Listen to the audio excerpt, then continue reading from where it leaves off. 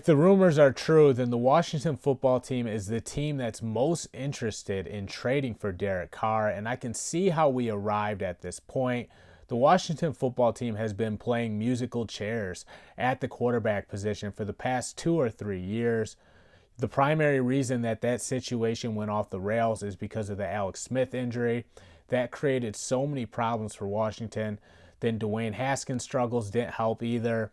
Let's not forget this team started Kyle Allen and even Josh Johnson at one point to bide their time at the quarterback position. So you can see why they want Derek Carr.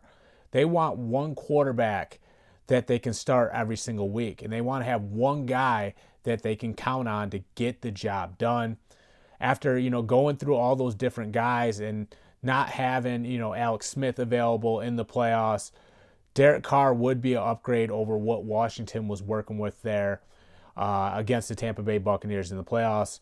So I can see why they want to go get him. It's going to upgrade their team. But the question now becomes, how much is Washington willing to give up to get Derek Carr? Because this team can't give up multiple first-round picks to get Carr because they have a high trajectory right now. And it's been a while since Washington's outlook has been this positive. So they can't lower that trajectory by giving away multiple first-round picks.